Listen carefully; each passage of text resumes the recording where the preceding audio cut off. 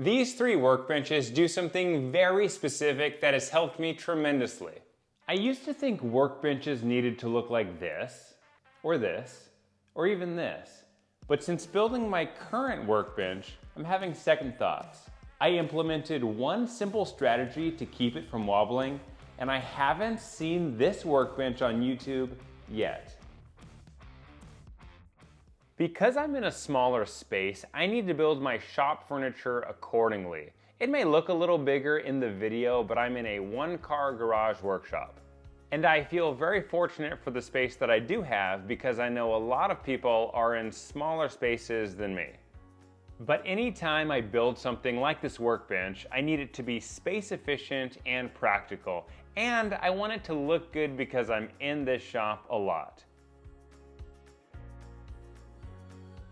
I need this tabletop to be light, and you'll see why in a few minutes. So I'm not just gluing two pieces of 3/4 inch plywood together. I'm actually cutting 3-inch strips and gluing them to the underside of the tabletop to give this some much needed rigidity and also keep it light. This will also create more surface area to attach the hardwood border to the edges of this tabletop, and that is really important because I will be able to then attach the tabletop latches connecting the top to the legs. Okay, so why am I making what looks like two tabletop pieces? Well, I'm glad you asked. I will be connecting these two tabletop pieces using hinges, and that will allow me to fold this workbench up when I'm not using it, putting it out of the way, and allowing it to only take up 9.5 inches of space away from the wall, allowing me to have, you guessed it, a lot more room for activities. That is how the tabletop will fold up, but in a few minutes you'll see how the legs will fold in to make this folding workbench possible. For the tabletop border, I'm using white oak because it's what I had on hand, and this is 4/4 white oak, which is actually closer to 3/4 of an inch, and I'm just attaching it to the edges using glue and clamps. Because I don't have long enough clamps, I'm doubling up and even tripling up clamps to get the length I need to attach this tabletop border. I'm doing this to this large tabletop piece and also to the smaller tabletop piece. And now on to the legs. I know this is probably overkill, but because I have a planer, I ran all the 2x4s through it, which I'm going to be using for the legs, because it makes the wood look a lot nicer and makes it so I don't really have to sand. The leg construction I'm using on this, which is actually the same leg construction I used on the first folding workbench I made, is really easy but also makes for a really sturdy leg structure. I'm essentially gluing two 2x4s together, leaving space for an upper support piece and a lower support piece, which will make these legs really strong. I'm cutting a notch in this lower piece, which is where a long stretcher will go, and that's one way to keep this workbench from wobbling, but it's not the main way. I've created detailed written step-by-step plans for this build, and to go along with that, there's a 30-minute instructional video, so if you want to build this, you can build it alongside watching me build it in the video.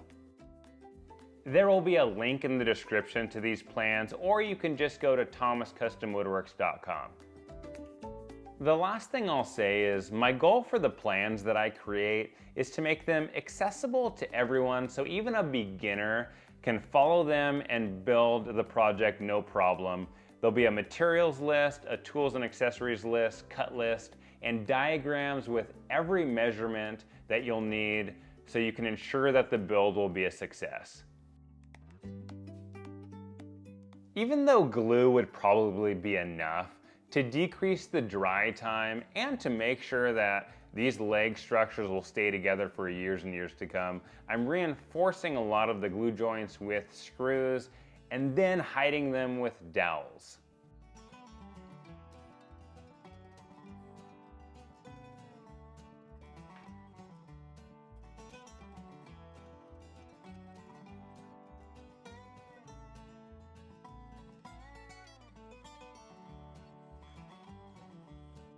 I'm just not a huge fan of exposed screws in most cases, so I recessed the screws and I'm hiding them with oak dowels because I think that will be a nice contrast. Another way you could reinforce these glue joints is to skip the screws and just use dowels, but I use screws because to me it's just a little simpler. Okay, it's pocket hole time. I don't use pocket holes a ton, but they're gonna work well for this workbench, and I'm reinforcing it with glue so that they can be really strong. Over the next few minutes, you'll be seeing the other folding workbench that I built that mounts onto the wall in the background of this video, and you may be wondering why I'm making another folding workbench. I'll answer that question in a minute, but first I want to tell you what the one simple strategy is that will keep this workbench from wobbling. It is adding a diagonal cross brace to this workbench base. This does a much better job than a horizontal brace of keeping everything stable, and honestly, I'm not sure why, but I've tried both and this works much better. If you know why this works much better, please share it in the comments.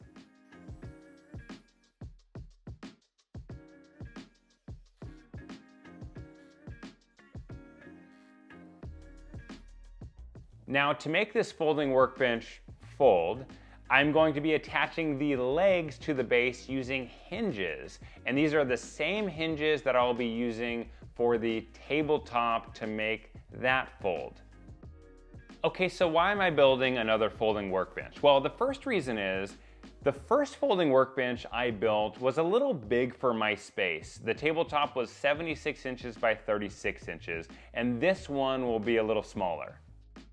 The second reason is I got a lot of feedback from people saying they did not like how much valuable wall space the first folding workbench I built took up. And this workbench will take up less wall space, but in my opinion, less valuable wall space.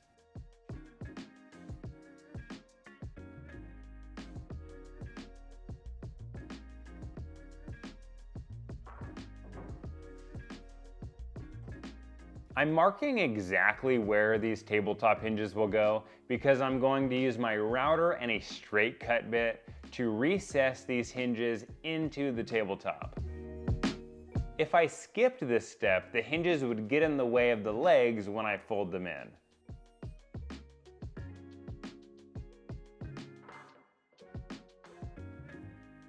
I'm using original Gorilla polyurethane glue and screws to attach the hinges to the tabletop pieces, and using both Gorilla Glue and screws will ensure that these hinges will not loosen over time.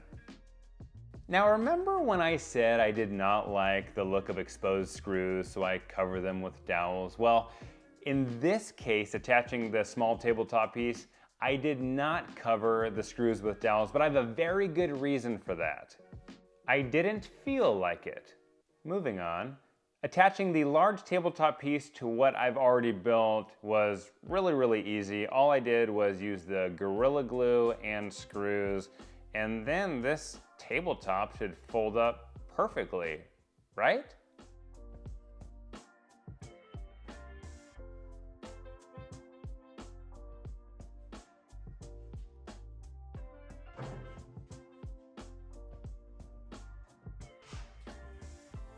So the big tabletop piece is resting a little slanted, and it's because the edges are hitting each other. I think it's because I had to recess the hinges so much. And I want this to rest straight down, but I think it's going to be an easy fix. I'm just going to chamfer the edges that are hitting each other on the small tabletop piece and the large tabletop piece, and that should fix the issue. And that did fix the issue.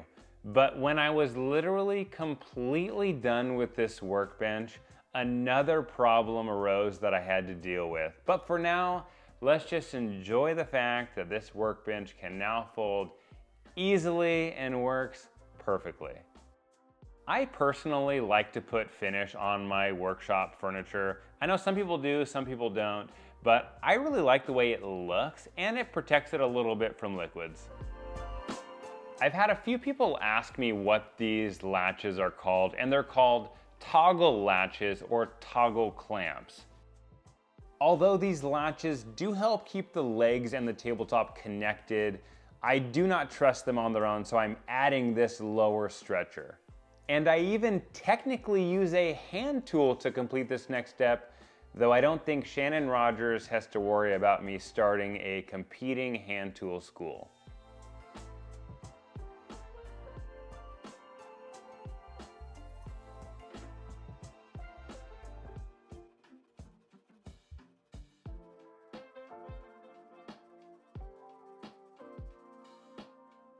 I was utterly exhausted from using that hand tool, so I did the other side with the jigsaw. Okay, at this point, I want you to try and feel what I'm feeling. I'm so elated and excited that I finally finished this workbench, only to discover that it will not fold up properly, and at this point initially, I do not know why. It was actually a really simple fix. The latches were getting in the way of the tabletop, so I just needed to cut 2 recesses in the tabletop.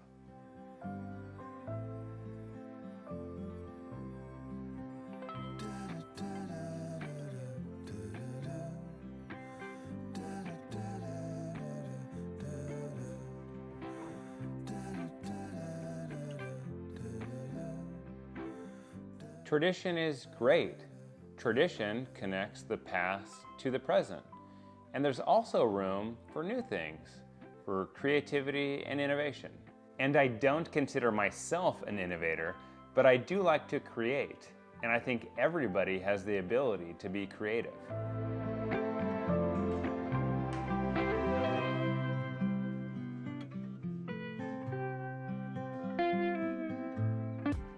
This really unique workbench has given me so much more space in the shop and has greatly improved my workflow.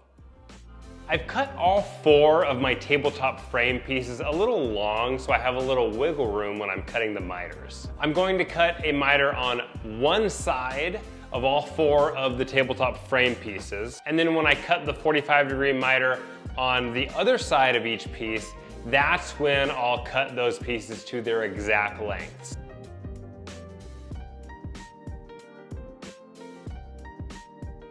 Now that I have all my tabletop frame pieces cut, I'll glue and clamp them all together. I'll be using these 8-inch 90-degree clamp squares. It just makes the glue up go a lot smoother and ensures that every piece is at 90 degrees. After clamping the pieces together, I'll recess 2 screws into each long frame piece. Then I'll hide those screws with dowels that are 3/8 of an inch.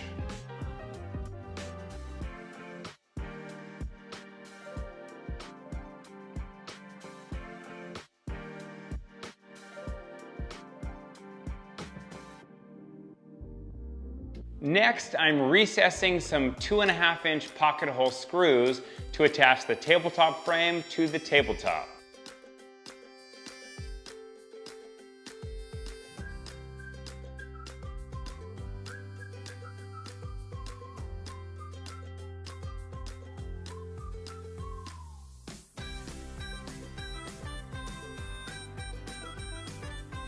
Okay, it is time for me to cut this tabletop support piece to size, and I'll secure it to the tabletop frame using recessed 2.5-inch construction screws. I'll secure this exactly in the middle of my tabletop, and I'll hide the screws on both ends with some 3/8-inch dowels.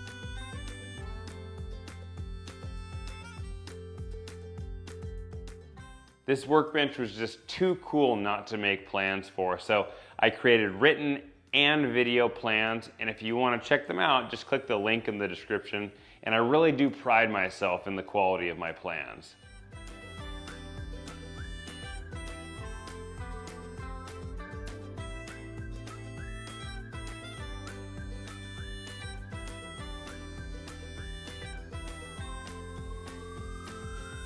To make the notches in these lower leg support pieces, I'm using my table saw and just my regular blade. I'll make multiple passes until I have a notch that's 1 5/8 inches deep and 1.5 inches wide. You'll see what this notch is for later in the build, but it's for the lower support stretcher.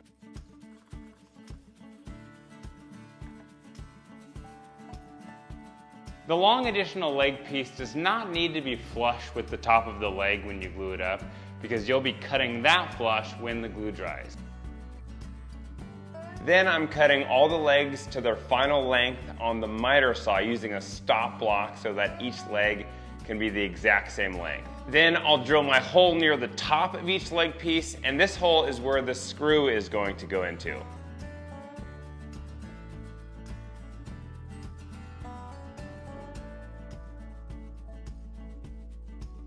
Then I'm rounding the top of each leg piece, and this will allow the legs to fold up and out when complete.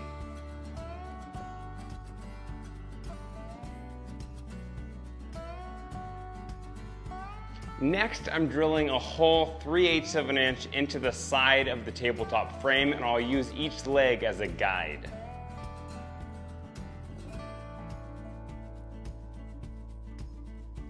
Then I'll attach each leg with a bolt, 2 washers, and a nut.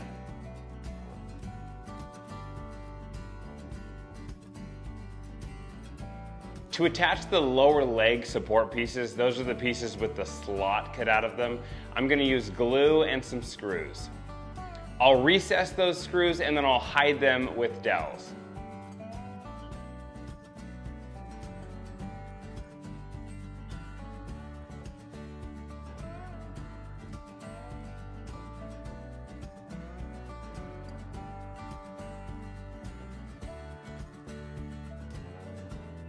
The upper leg support piece, the piece without the notch cut out, will be attached using glue and recessed screws. I'll also hide those screws with dowels. This piece is important because it's going to act as a stopper to make sure the legs are at exactly 90 degrees.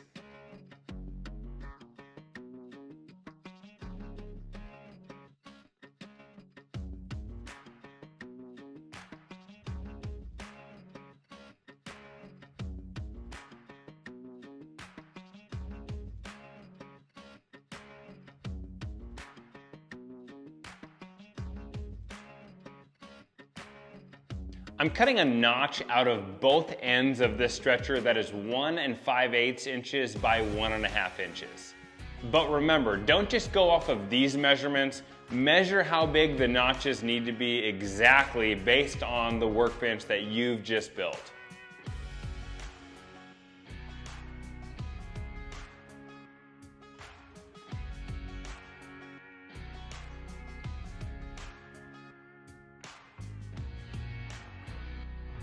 I'm using hardwood edge banding to cover the plywood edges on my tabletop because it'll make my workbench look just a little bit nicer.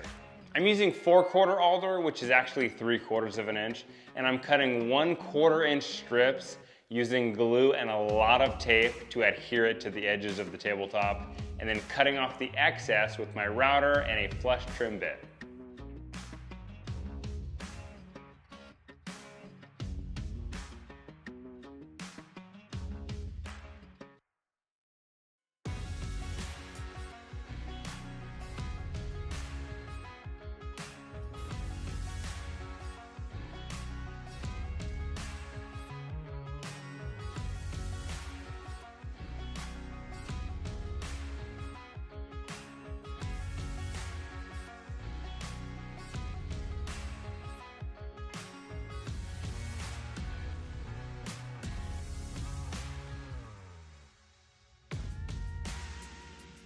Okay, I'm getting ready to cut the wall mounts for the workbench. I'm cutting the top and bottom pieces to their final dimensions using the table saw and the miter saw.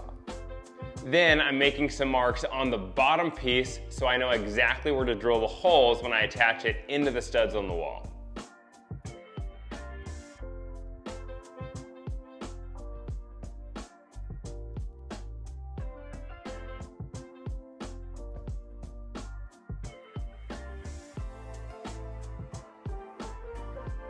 For the bottom piece, I'm cutting a notch along the entire length of it that will be 13/16 of an inch by 1/4 inch. I'm using my regular blade for this and I'm not messing with the dado stack just because it'll be a little quicker if I keep my regular blade in there.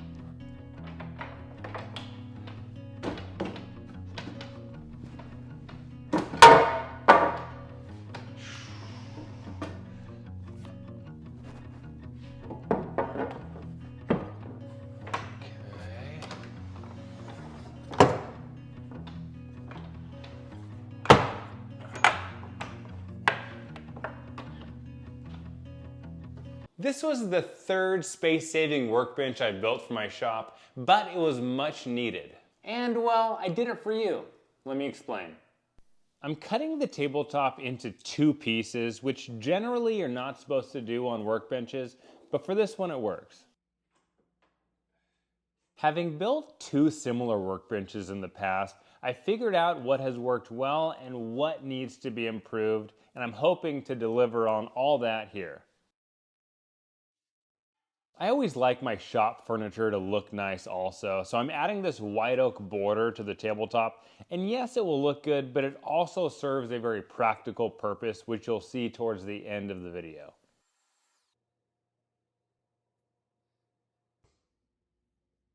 Since I don't have any clamps long enough for this step, I'm doubling and even tripling up on some of the clamps to make it work.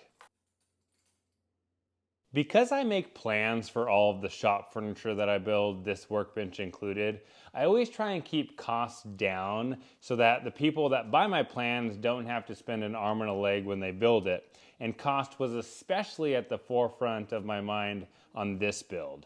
So the tabletop is just one 2-foot by 4-foot sheet of plywood, and the base just requires 6 2x4s. I'm using a stop block with my miter saw to cut all 4 legs to their final lengths, and using a stop block ensures that all the legs will be the exact same length and I don't have to measure each one. Another thing I'm trying to do with this workbench is make it as light as possible. So for the legs and the horizontal leg support pieces, I'm using a half lap joint so the leg structures will be just 1.5 inches thick. I'm using the leg support pieces as a measuring tool so I can get the exact width that the half laps need to be. Now, the other 2 workbenches I made were not too heavy, but I just wanted to make this one as light as possible while still being very sturdy so that it's really easy to move around in the shop. Now, this is going to be a folding workbench, so keeping this as light as possible is just going to make it that much easier to fold the legs in and fold the tabletop down when the workbench is not in use. I'm sneaking up on the final cut so that this can be a snug fit. I don't want it to be too loose when I'm assembling it. A really nice thing about having a folding workbench is, yes, I have so much more room for activities, but also I have a lot of room to assemble large furniture pieces in my workshop. I can fold up the bench, put it off to the side, and I have a lot of room for assembly, and I don't have to assemble a larger furniture piece in the driveway like I've had to do before. I'm cutting a notch out on these lower leg support pieces because in a little bit I will be putting another piece which will prevent the workbench legs from folding in inadvertently. Realistically, the chances of the legs folding in are very, very low, especially because I'll have some tabletop latches installed, but this will also keep the workbench a little sturdier as well. Now I get to put some of these pieces together and assemble these leg structures, and it's really nice to see part of this workbench coming together. Because I'm a woodworker and I overbuild everything, I'm securing these legs together using glue and screws. Just glue or just screws would probably be fine, but I want to make sure that these legs will stay together in an earthquake. And because I also don't like the look of exposed screws most of the time, a little weird thing that I have, I'm hiding those screws with dowels. Will these dowels match the wood or even the grain of the legs? No. But I actually think the contrast of the dowels to the legs looks pretty cool.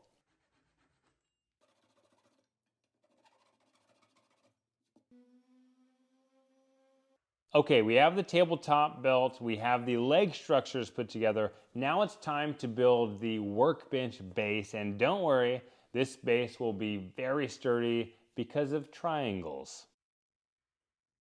I cut the long pieces to their final lengths, and now I'm going to use pocket holes to assemble these pieces together. At the beginning of the video, I only showed myself cutting 4 legs on the miter saw to the exact same lengths. I actually cut 6 legs because 2 of those legs are shown here, and they will be the legs of the workbench base.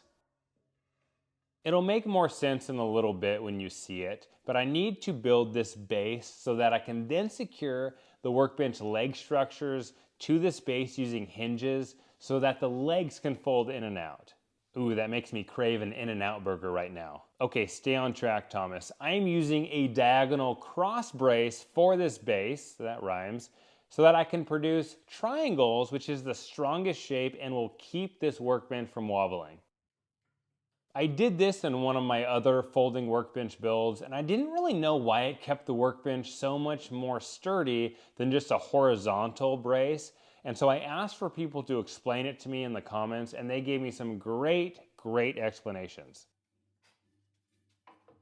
Again, just screws would be just fine here, but classic Thomas, I'm going for the glue and screw method for the earthquake.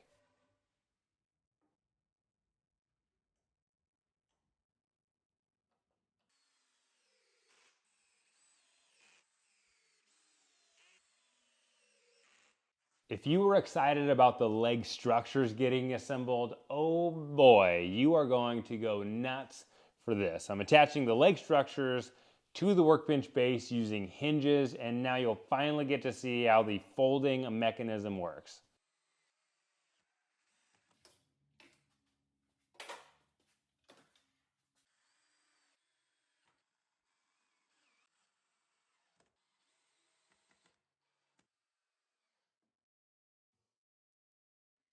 The legs fold, yay!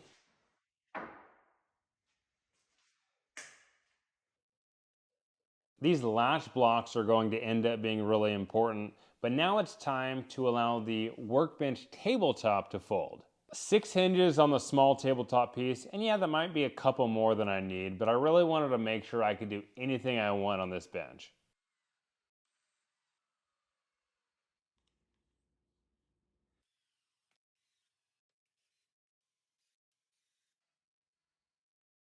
Now, if you have a router and don't want there to be a little gap when you put the large tabletop piece and the small tabletop piece together on the base, you can route out an area for the middle of this hinge to go. Then you could put both tabletop pieces right next to each other and there will be no gap. But you will have to route a chamfer on the inside edge of both the small tabletop piece and the large tabletop piece, otherwise it won't be able to fold. Remember when I was all like, oh, I hate exposed screws are the worst. Well, I'm gonna have some exposed screws here on the small tabletop piece because really I just didn't want to take the time to hide them with dowels, and I have these gray screws that actually look fine. So there'll be exposed screws here, they'll look good, and we're gonna move on. I am calling this workbench the lightweight folding workbench. Very creative, I know. But if you think it should be called something different, let me know in the comments. If I'm being honest, it is very unlikely I will change the name, but I still want to hear your ideas.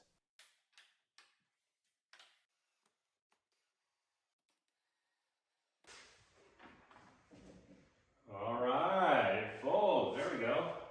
If you're wondering why I sound a little more excited than I probably should that the tabletop folds correctly, it is because in woodworking, mistakes are made all the time. And in every project that I build, I make multiple mistakes. Some are major, some are minor, and I'm just excited that no major mistakes have been made on this project yet.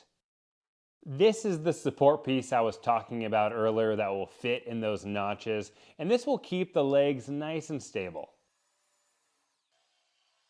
So what did I mean when at the beginning of the video I said I built this workbench for you?